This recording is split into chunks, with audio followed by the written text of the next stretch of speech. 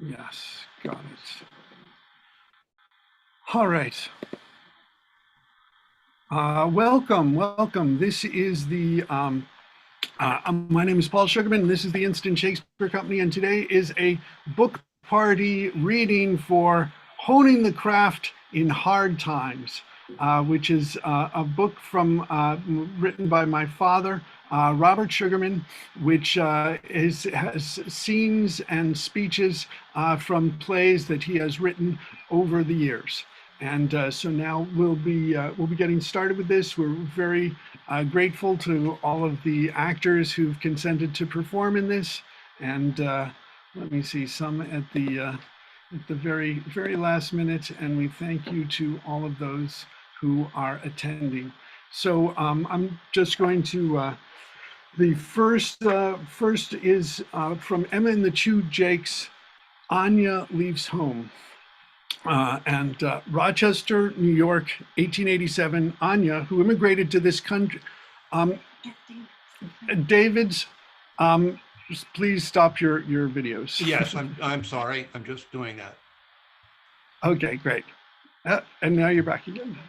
But we've got the sound good, but we still see you. So there. Okay. No. Yeah. Okay. We're good. All right. This is from Emma and the Two Jakes.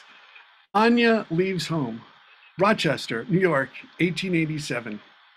Anya, who immigrated to this country as a child, is about to leave home and move to Syracuse with her new husband.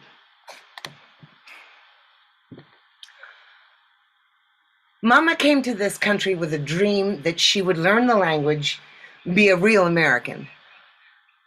She's queen of our shop and queen of our house, important in the neighborhood, but she only speaks Yiddish, and she won't leave the neighborhood without me as her, I don't know, guide, interpreter. When she sees me talk to people in the street in English, buy things, get directions, even argue with them, she looks at me and she cries. First time she did it, I asked what was wrong. My dream, she said. You're my American dream. And now I won't be here for her.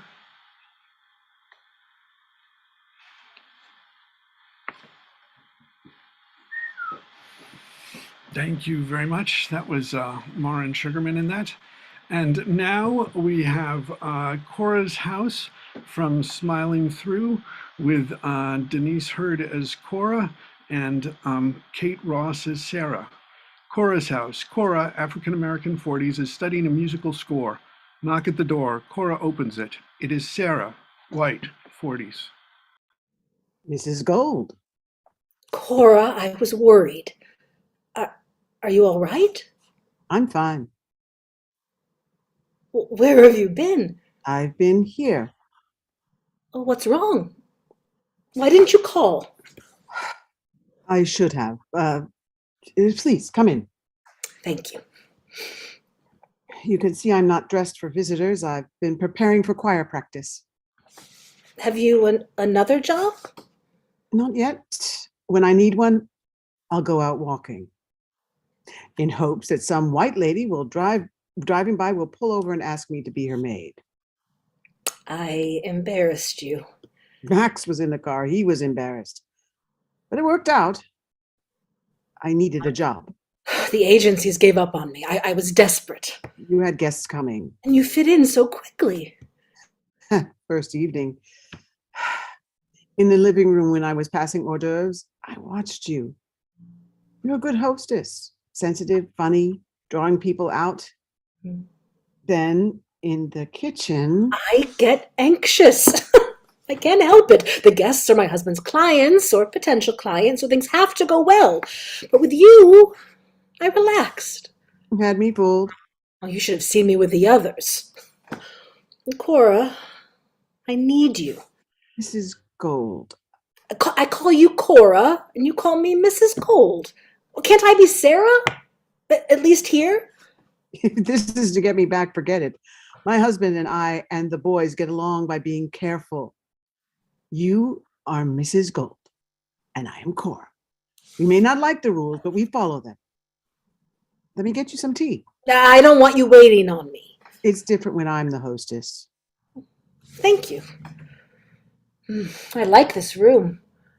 I'm lost without you. Things are different now. Mr. Gold is doing much better. I don't worry about money, so I'm more relaxed. I'm sure I'd be easier to work with. Max misses you? We all do. Tell Max I said hi. Tell him yourself. We can pay you more. This is awkward, ma'am. I don't understand. I can't come back. Can we leave it at that? Why can't you? It's better that way, ma'am. I have to get to a choir practice. Dressed like that? No. What aren't you telling me? If you're paying better, you can find somebody else. I thought we got along. Mrs. Gold, I'm in my house coat and my slippers. My hair is a mess. I should have phoned, but I didn't because nothing you say is going to change my mind. I'm uncomfortable with you being here now. This house is a mess. I'm a great housekeeper when I get paid for it. It looks fine. I know what you think is fine. You're different here. Yes, ma'am, I am. We have known each other a long time. 2 years this month. Known each other? You told me what you wanted and I did it. Well, girls don't usually stay that long. Mrs. Gold, look at me. I am not a girl. That was a stupid thing to say. I didn't mean to offend you. In my house, I can say that you did. In my house? Did I offend you? Not you. Does the Schwarzer steal much? They all do. You heard that? Maids and children don't miss much. How is Max? He started piano lessons. He loves them. Judge Wynn said that, and he sits on his bench Judge Wynn said that, and he sits on his bench where he judges us. And his stories about chickens stealing darkies. He shouldn't drink. That's when he talks like that. I'll say something to his wife. He listens to her. But I loved it when Mr. Gold sat at the piano. Sandbert Williams' Nobody. He does it with respect. I never done nothing to nobody. I never done nothing to nobody, no time. So until I get something from somebody, sometime, I'll never do nothing, nobody, no time. When Mr. Gold worked backstage, he used to watch Bert Williams. It's nice here. Are you surprised? I can't say anything, right? Just tell me why you won't come back. You really want to know? I do. Maybe we should sit.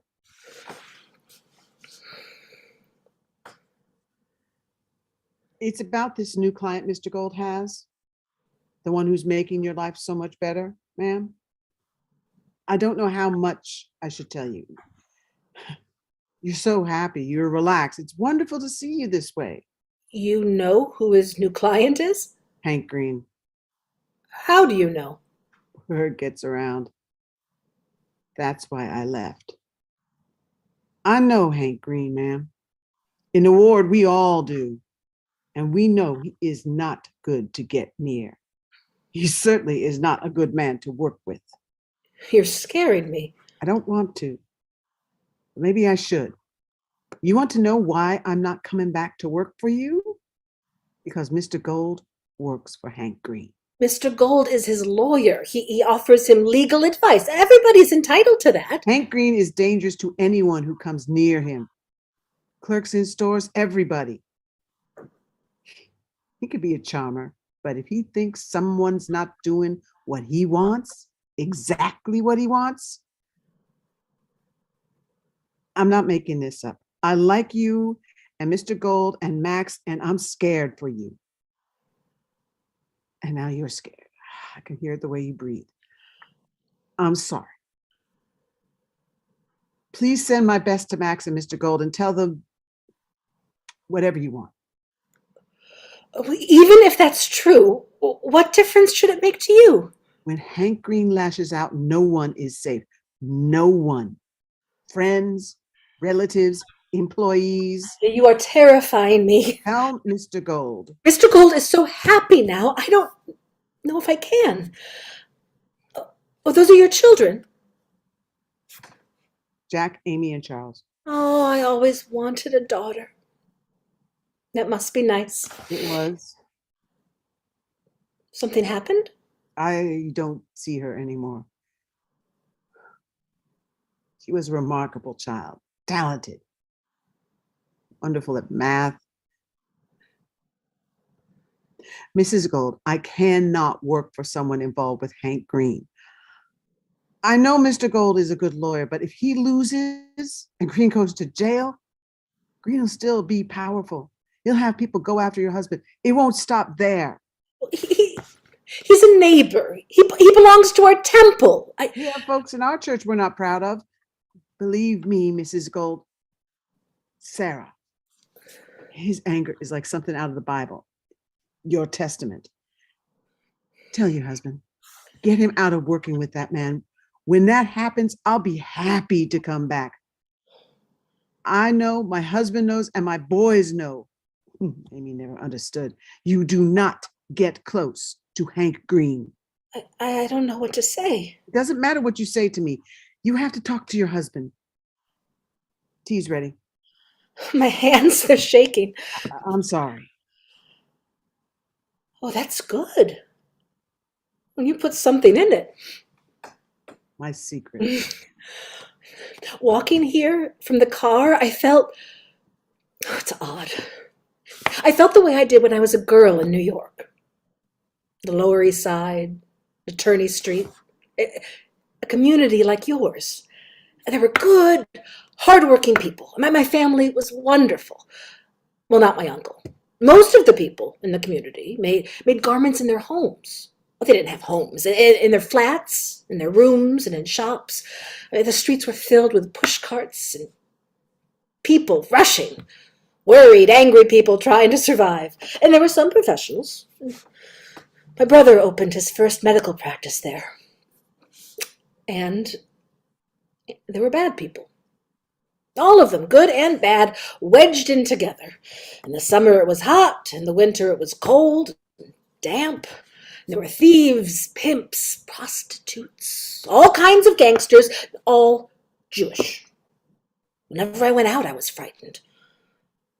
And when we talk about it now, we talk about what was nice. My parents, my brother, the food, the candles on Friday night.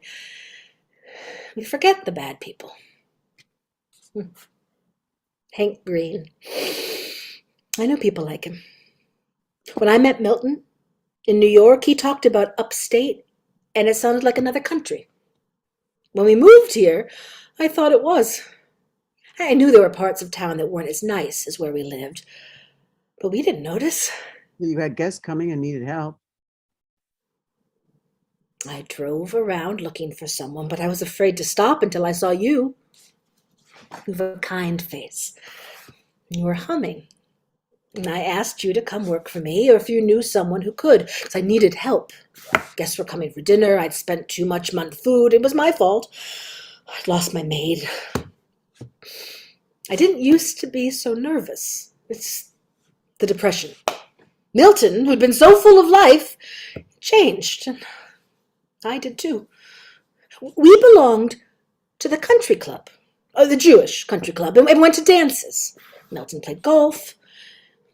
We had to drop our membership and take out a mortgage on the house, and then another. I was frightened. Before, Milton played the piano all the time. We'd come home from a movie or a show, and he'd play the whole score. We'd sing as many of the words as we could remember, and sometimes the ones we made up were better. Now, he's quiet. Unless we have guests, he doesn't touch the piano. He comes home from the office and hardly talks at dinner. Then he sits in front of the radio. Merton Marr, Jeezy Aces, Lowell Thomas. He barely says a word before he's asleep. Are you going to cry? I don't want to. I love Milton, but I've never been so frightened, so alone. I never had a sister. I never had a daughter. You talk differently to women, even to girls. And I know you and I didn't talk much, but I liked having another woman in the house. I miss you. I can't believe I said all that. I've seen you like this, but I didn't know what to do. There are rules. I wish you had said something. I am so alone. This isn't a good idea. I know. It's best we forget this. Two grown ladies. I feel your heartbeat. Foolish. Foolish, foolish. There. All over. Should I apologize? Life's full of surprises. I've had worse. And it's full of rules. Can't forget them. This has been odd. And it's over. The rules. The rules. I'll try to talk to him, but there are rules about that too.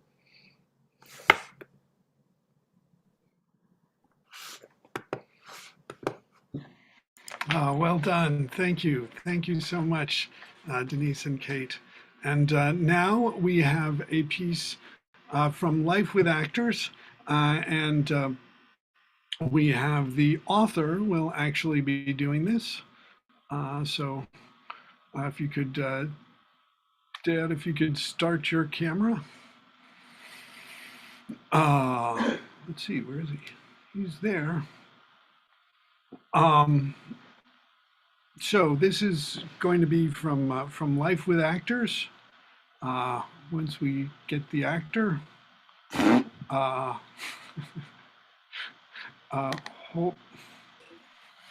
video. There we go. All right. There he is. Okay, here we have the author from Life with Actors, which is one of the Players One Acts, which we will be having a reading of next Sunday, April 3rd at 1 p.m. And this is the entrance hall of a brownstone rooming house of a winter stock company in Albany, New York, December 52, 3 a.m. Basil, once a prominent actor in Hollywood, while appearing in Life with Actors, is drunk. I shall piss on you all. Only one man ever pissed on me, Jack Barrymore, God bless him. And in his name, I piss on you all. Where are you? Where? Come out, you lily-livered, commie-loving method actors. I piss on you all in Jack's name.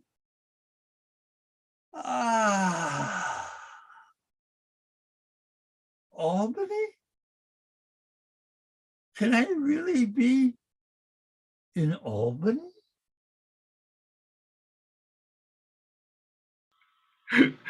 That was terrific. Thank you. Thank you very much. And now, moving on, our next piece is from Emma and the Two Jakes. It's Emma Goldman's First Strike with Ryan Winkles as Jake and Marnie Sugarman as Emma Goldman. Rochester, New York, 1887, late afternoon. Emma Goldman, 19, is married to Jake Kirshner, who has just returned from work. Why so late? I lost track of time. How much did you lose? 35 cents. I'm sorry. I'm late. I'll wash up. Don't bother. I should eat with dirty hands? I made no dinner. I had a long day. I'm hungry. I'm on strike. Don't use that word. Even the word frightens you, Jacob. The time you spend playing cards, you could spend better. Or while you play cards, talk about changing things. You lose your 35 cents and I won't say a thing. So tell me, what do you talk about? We talk about the cards. You have to concentrate. You are a gymnasium graduate, a reader. That's all you can talk about? Can't you mention the possibility of an 8-hour day? Or getting better air in there? More lights? When we play, we're tired from work. We don't want to talk about it. Rubenstein gets you tired, so you can't talk about work. In New Haven, they work just as hard, but after work, they talk 8-hour day. You do nothing, he'll work you harder. I'm not protesting. I got a job. I'm fast, so I'm paid better than anyone in the shop. You are at the top of a very small mountain, my friend. There is a world outside that shop, and workers are part of that world. Doing my work, that's enough for me. So in New Haven, they talked 8-hour day. What good did it do them? They're organizing for things to be different. For all the good it does, they might as well play cards. They understand the situation. They are learning how unfair it is and how things have to change. We need bosses as much as they need us. They give us a place to work, machines to work with. They know how to sell the goods. Me? I know how to cut. And without them, I got no cutting to do. In New Haven, they're making plans. I work hard. And after, I play cards. So it costs a little. No dinner? You could do more with your time. I'm a cutter, not a fighter. You're exploited. Why should I cause trouble to Mr. Rubenstein? He gives me a job. He pays me. Look at you. You're getting old before your time. There's no food. Strike! Strike! Someone will hear. Let them. You're not hungry? You sacrifice when you strike. Look, can we talk about it? My position is no organizing, no food. My position is I want supper. Let's negotiate. Negotiate what? I want to eat. And I want you to organize. I won't. Maybe there's a middle ground. I don't see it. I have a proposal. I'm listening. Next time you play cards, you discuss the idea of organizing. No serious talk when we play. That's a rule. No supper.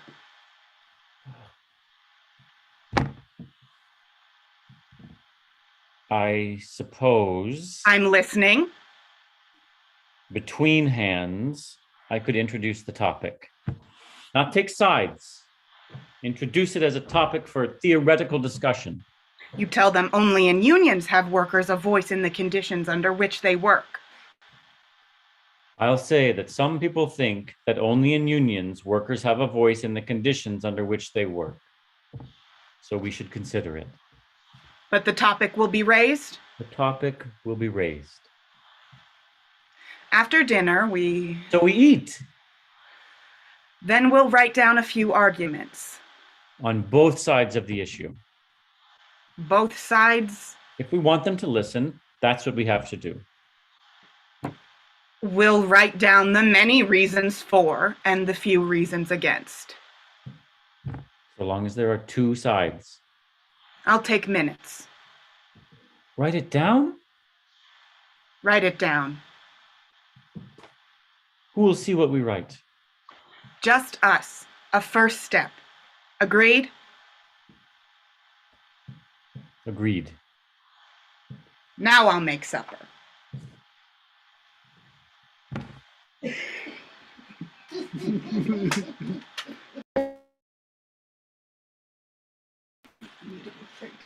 Thank you very much, Ryan and Marnie.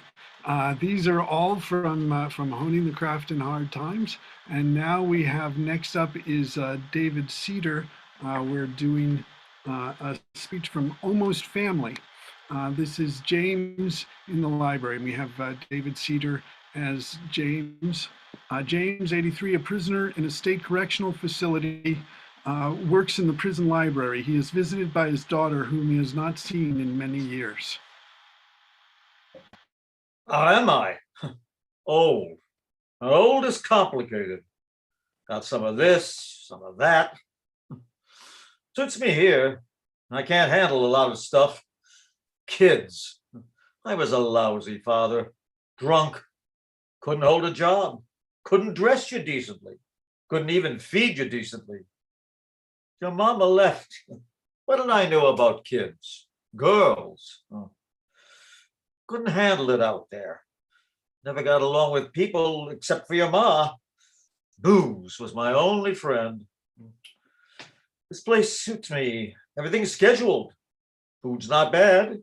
And it's regular. And I can't drink.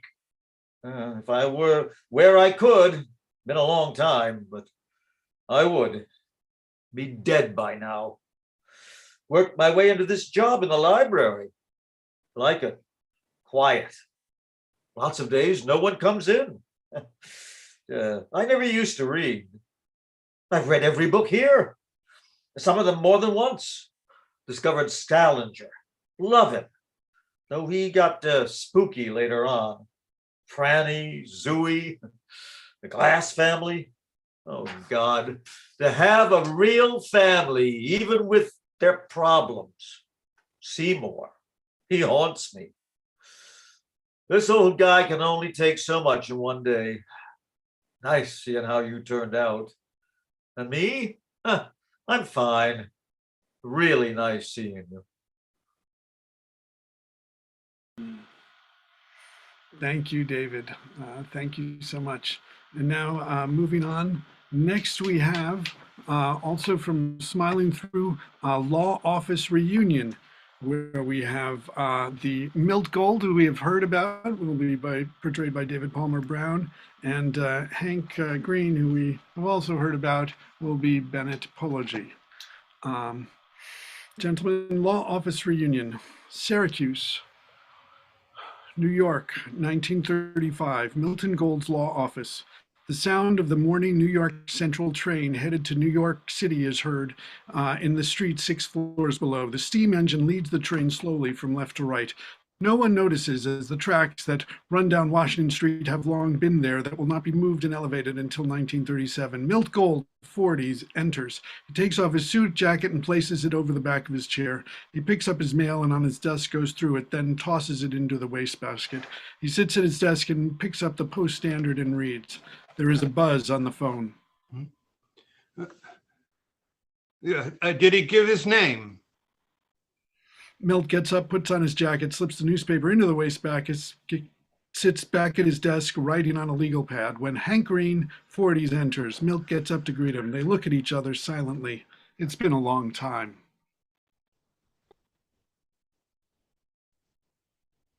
Nice office, counselor. Thank you, Hank.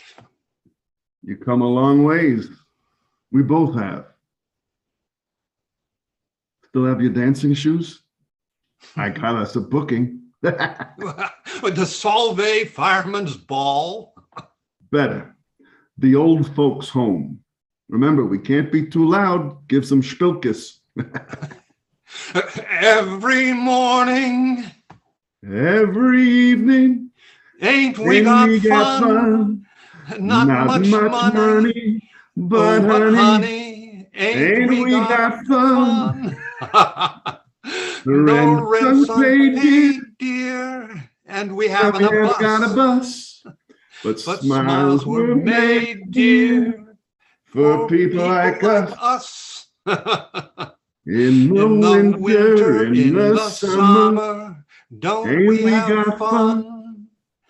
Times are bummer, getting bummer. Still we have fun.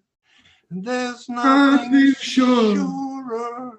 But the rich get richer and the poor get babies.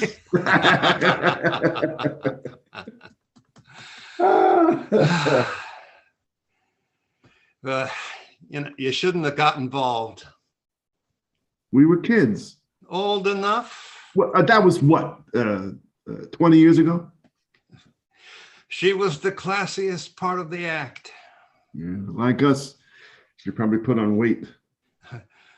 When I had the other office in Buffalo, I ran into her. I didn't recognize her till she called out. I knew that voice. How'd you look? Lean, hard, but the same voice. She knew about my office and said it'd be best for my practice if I wasn't seen with her. It's not vaudeville, she said. I have a lovely house, lovely girls. And then she looked at me with those big brown eyes and seemed to soften. It was terrible when I moved here. Now I own the house. And then she walked away. I didn't know. Now that you're a neighbor, we'll have you to dinner. Wouldn't work. My hours are crazy. I see you leave every morning at 8:30. I said to someone we could set our clocks by you. Me? Varies. Good furniture, huh? Maple? Maple. In there. Regular library. Saves steps having it here. Law students use it. Good guys, but messy. Carrie has to clean up after them, but she likes having them around. That's her name, Carrie? Yeah. Pleasant. You know, you always did get along with the Irish. No other reason to be a Democrat in this town. Remember when our folks couldn't afford hot water? Hey, have a cigar. Thanks. Havana. Ooh. They even smell better. Yeah. Let me.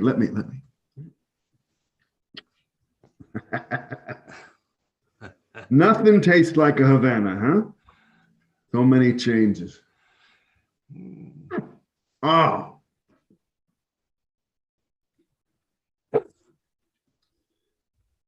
Except for the milk wagons, no more horses. I got a problem. Of course. What have you heard? People who come here have problems. I might be indicted, but I don't have a lawyer. I hear you're good.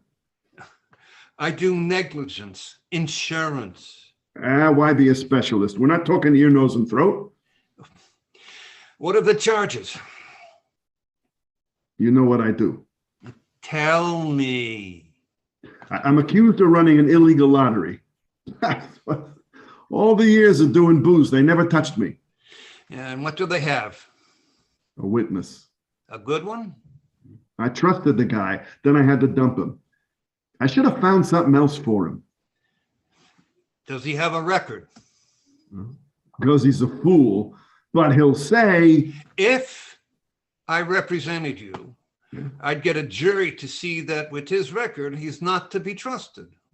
A good lawyer... Like you? ...could discredit him. Hey, I have a printing company. I print flyers, booklets, stationery. That's what I want people to know. People know what you do. I don't want it in the papers, huh? I bought a new carpets for the shul. They look good, right? I want to paint the place now. And if this gets into the papers, I won't be able to. And before your big client went belly up, you built the house, joined the club, the country club. You could have done better. You'd still be doing it. Gee. When are they getting the trains out of the street? All that's took. I can't open the windows. Yeah. Dirty and dangerous. You know, when they're gone, we're going to miss them. Like the fire horses. You know, who remembers their shit? You like the cigar? Oh, it's better than what I've been smoking. Forget Muriel's, forget Blackstone's. From now on, Havanas. You know, watching the train, I was thinking, if it turns out our friend is the case, it's simple. I should have thought of it sooner. When the grand jury meets, he won't be there. But there might be other things. Listen, I want you to be my lawyer. Why won't he be there? You don't need to know. if I were to represent you. Look, I got friends who owe me, and my public face will still be, I do leaflets and stationery. Hey, careful, you're going to choke on the cigar.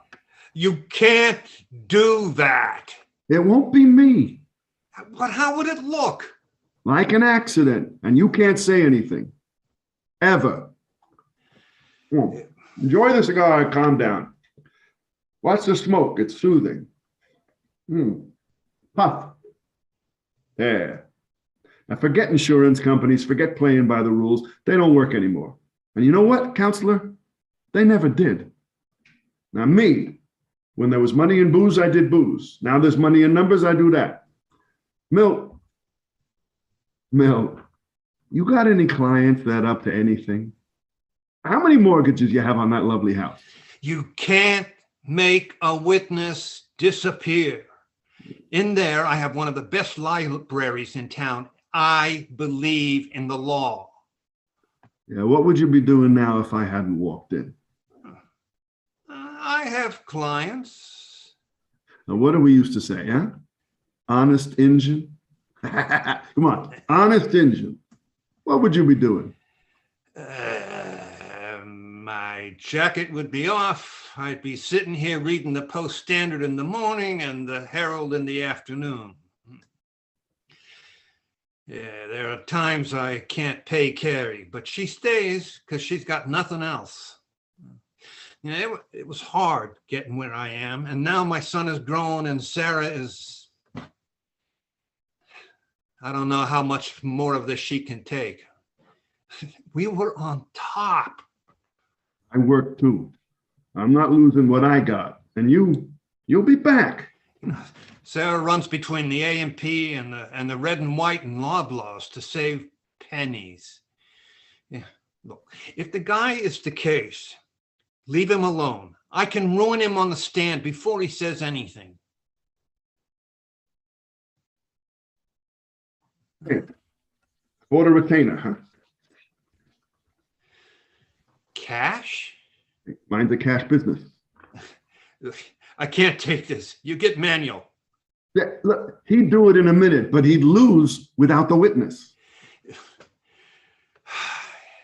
You know, back when I worked at the Whiting, anything they needed, I learned to do. Lights, rigging, building sets, props, my hands. I haven't used them in years. Take this, huh? The guy has a record, so you'll convince him he's not to be trusted. That's good. Yeah, come on, we'll go with that. Good advice, counselor. And I look forward to more of that in the future. Now, there was going to be publicity about what I do, but you're right. People know. So, about the shul, I don't want to embarrass anyone. So after we're through with this, I'll give you money. You find a way to get it to them for the painting. Anonymous gift. Can you do that? I'll find a way. Yeah, I don't like that pasty white. Cream's more elegant. Carrie, come in, please.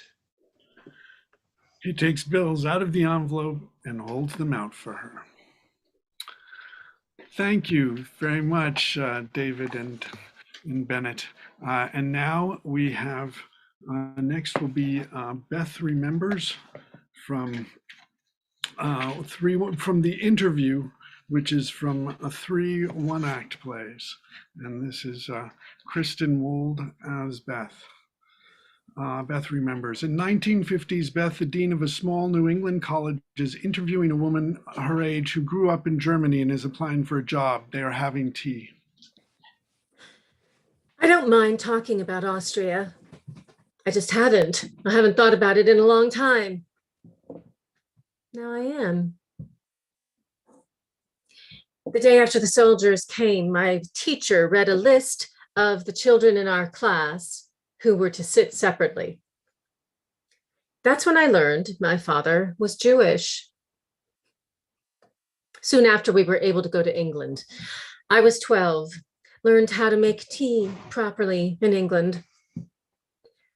I am remembering things I haven't remembered in a long time. Papa was an architect. I was bookish, but words often confused me. I had read about the war machine, and when I saw soldiers doing the goose step, that's what I thought they were. Papa said, they aren't a machine. They are men who are ordered to march like that. They have wives, they have children. Some have little girls like you. I remember thinking, somewhere there is a girl my age who is a Nazi because her father is a Nazi. The way I am a Jewish girl because my father is a Jew.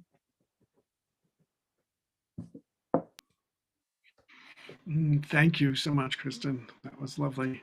And now we have a couple of characters coming back from Smiling Through, The Cousin in St. Louis, where we have Denise Hurd as Cora and Bennett Pologe as Hank.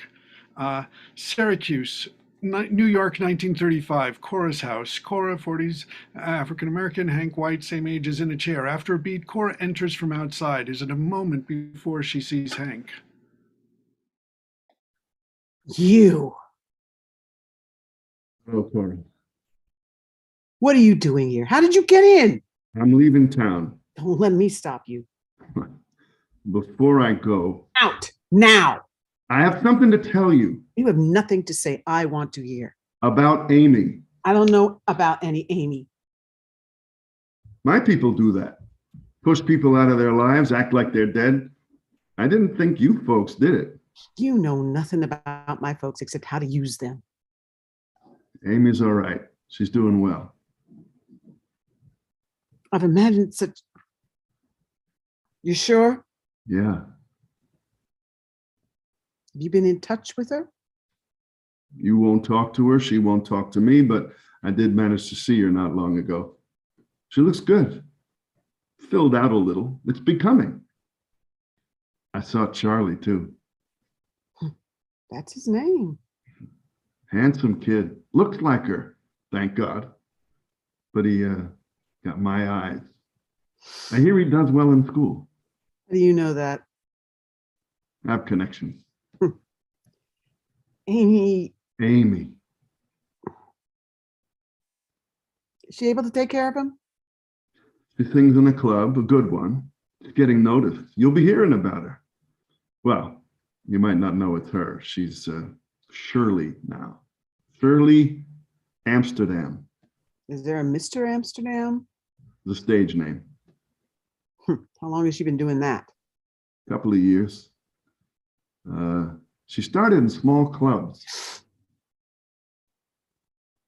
Before that, how did she take care of the boy? Cleaning, housekeeping, and she had some help. What sort of help? Came in the mail. Who sent it? Your cousin in St. Louis. I have no cousin in St. Louis.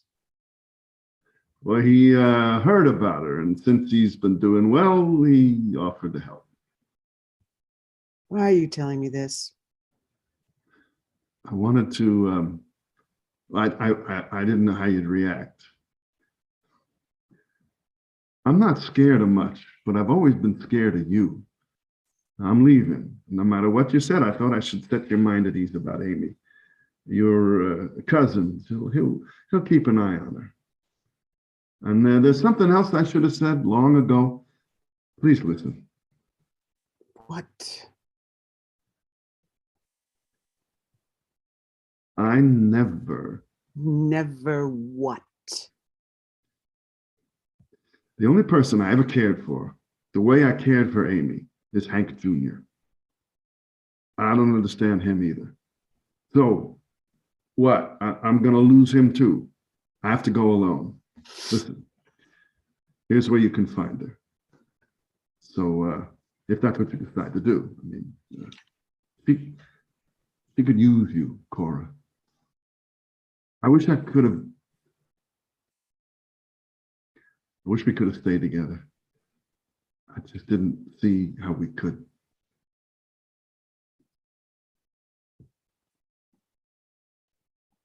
Thank you so much, Denise and Bennett.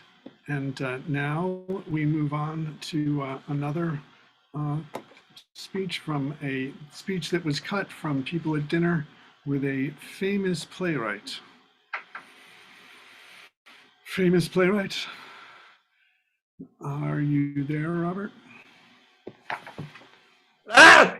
Ah! Cannot see! These lights. I'm in hell. You too? Are we in hell? I never believed that, but where am I? Yes.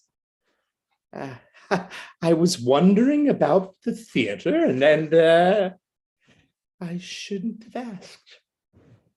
And now I'm in one. It looks the same.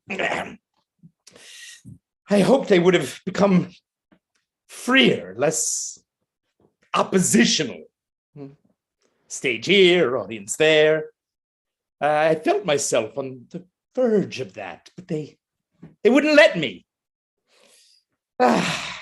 Wouldn't sacrifice their precious effects, their crickets and their furniture and their carpets. It was all so literal. The simplest weren't, but who understood them?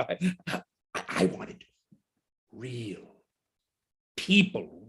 We agreed on that, but I didn't want them locked in rooms. When I put them outside, wandering in space and time, they cut up my script and acted as if it were a room. The sound of a far-off bucket falling in a mine shaft. I insisted on that, and they came up with a plucked cello string. I didn't have the strength to fight them. They thought I was odd, not a theater professional. This theater is not so different from the one I knew, with that damn dead seagull on the curtain, on the programs and everything. I never liked that seagull. They made too much of it. They made it an icon. Well, that's what happens in Russia, where they still have Matryoshka dolls with one inside the other. Now they depict Putin and Trump, one inside the other. These lights, they're different. Many colors inside each. But that's just more detail, more crickets. What's wrong with daylight? By now, there must be ways of simulating it. Fresh, clear. I wanted to know about theater, and here we are. And once again, I'm in the presence of the middle class. No matter what one says, I did research in a colony of prisoners. It is always reassuring to return to the middle class. Middle class people are, in absolute terms, no better than the prisoners I studied or the peasants I treated. But their comforts, wonderful. Not that I was born to this, but this is the way to live. If only we could bring it to everyone. Perhaps you are more than middle class? I never saw any reason for that. Good evening. Is it evening? No matter. Even if I were in hell, I should not have shouted. I have always been intolerant of people who shout. For you, theaters are pleasant, yes? Have you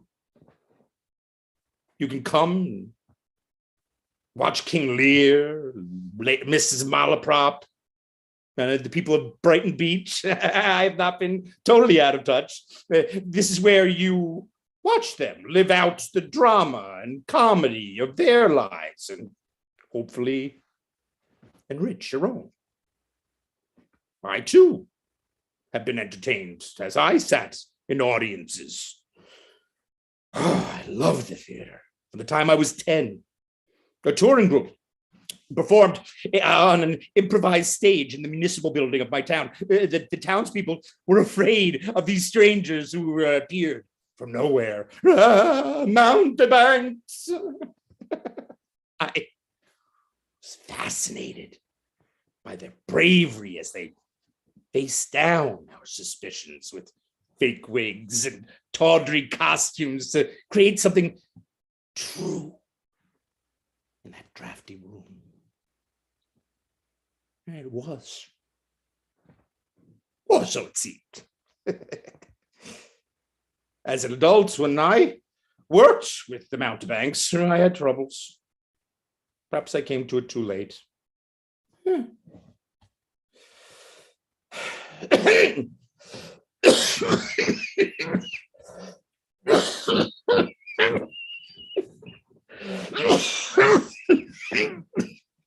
I apologize. The cough I cannot help. The shouting was unnecessary.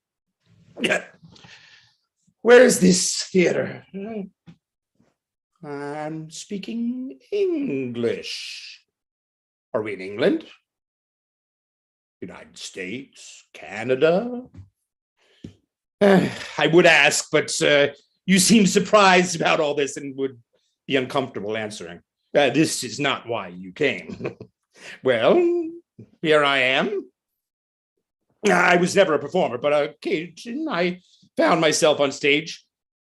The last time I was being honored at great length.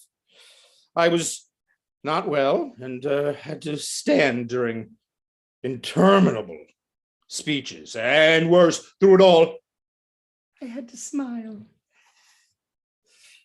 I'm sure you expect more than shouting and coughing. Yeah, in music hall by now, an acrobat would have done at least 3 tricks. Clever animals more. And you would have applauded. You would be engaged. Well, I shall try. No tricks, but I shall. Good evening.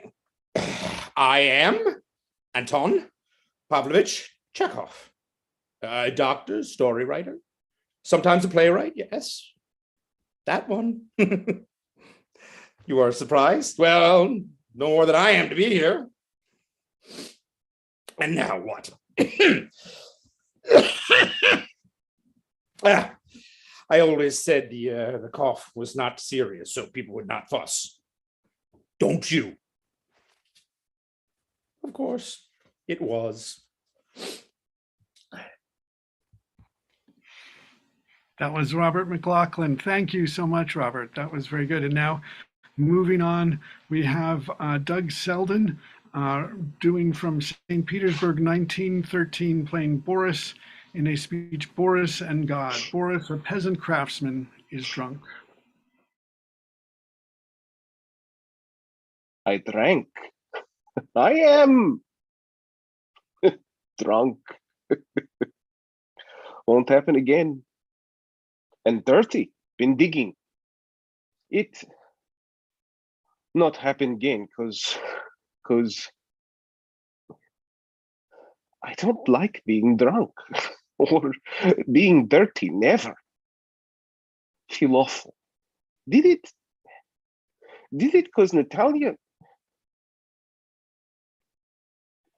she's dead. You didn't know her. Met her, didn't know her. Beautiful. Innocent Natalia, 11 years old.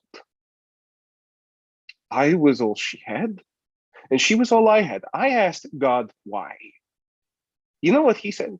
Like always, he said, nothing. God. My God, who I prayed to all my life, who I honored with my icons. He said, nothing. Beautiful icons. I love color. God knows everything. He knows nothing. Sees everything? Why couldn't he see Natalia? God. sees nothing, knows nothing. I tell you, he's fraud. All these years, being devout, I've been a fool. No more icons. I'm drunk. You're right about that. I'm filthy.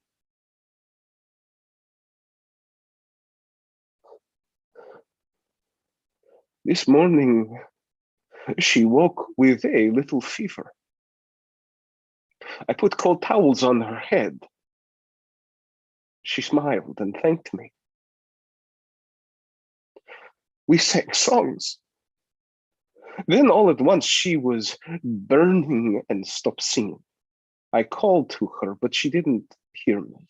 She was silent. Before I could get help, she was dead. No more church. No church burial. Had wood for table I was going to make. Made her a coffin. Small. Like her. Carried it and a shovel to a place she loved. Dug a hole and buried her where she was happiest. That's why I'm dirty. No more God. If he exists, I hate him. If he doesn't, I'm sorry I wasted all those years believing in him. All the icons I made, the ones not sold, I smashed every one through the pieces in the stove. Drunk as I am, and sober as I'll be the rest of my life, I understand that there is no God.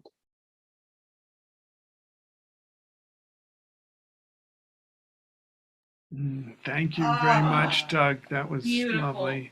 And now we have Mara-Shelli Duboff reading from Antibes, 1950, Princess Mara. She's Mara, a middle-aged French woman who had married a white Russian prince, has a small house in Antibes where she takes in guests and raises poodles of questionable lineage.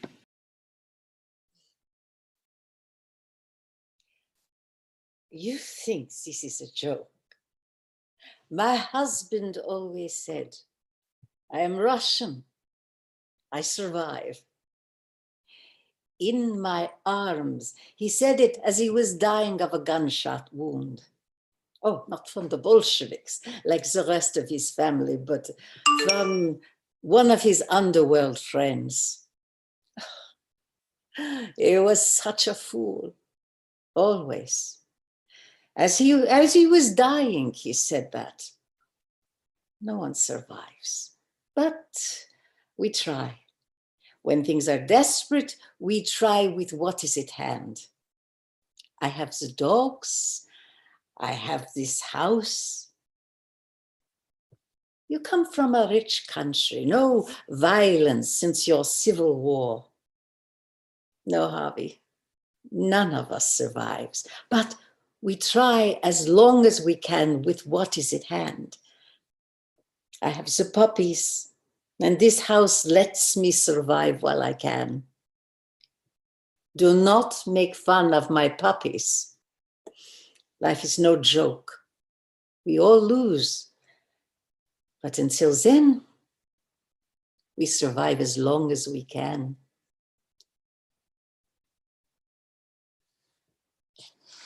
Oh, thank you. Thank you, Shelley. Thank you all, everyone. This was our celebration. We had these, and let's bring on the author. Great job, everyone. And thank you so much. It was so great hearing all of these, and great job, Dad, for writing them. So can you, oh yeah. Any attendees who wish to just raise your hand and I will promote you to panelists if you wish. So thank you. Hey, Dad. So this was, congratulations. Well done. I really love this. Thank you. Thank you, everybody. Well done. Well, let me say, first of all, thanks to you, Paul, for whose idea this was and who did all the heavy lifting, putting it together. And to the actors, thank you. My God, I really do write well. This is a well-kept secret. Maybe this will spread the word a little bit. I put the book together for one thing, just to give actors stuff to work on when theaters were having trouble. And it took forever to get it done. Paul published it. And I said, it'll be too late. And he said, it's always difficult times for actors. Don't worry about it. But I just thought the actors did beautifully. And Amelia Bell, I want to kick. Whatever happened to her? But and Maren filled in beautifully. And my granddaughter, Marnie, it was lovely to see her working with Ryan, who she has always admired. And I have two small regrets. The smaller one is that, well, first, I always wanted to do Basil's speech, and at last I had a chance. I wrote it one morning, and I called my wife, Sally, who was at work, and said, I was touched by God today. I just don't know where the speech came from, but I was so delighted with it.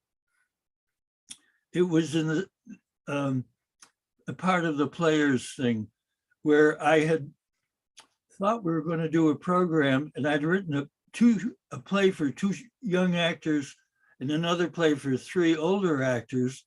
And then we did a reading and the director said it's too short. So I went home and thought, where can I make up a play for these 5 actors? And then I remembered the Albany winter stock company that Malcolm Atterbury ran when I was living in Albany. And they had told me that an old Hollywood actor used to stand at the head of the stairs in their rooming house, which was just down the street from the lovely theater they had, and would scream, would be drunk and would scream. And I thought, oh, that's nice. So I built the whole play around that and wrote it very, very quickly. And it went on as a 3-part players.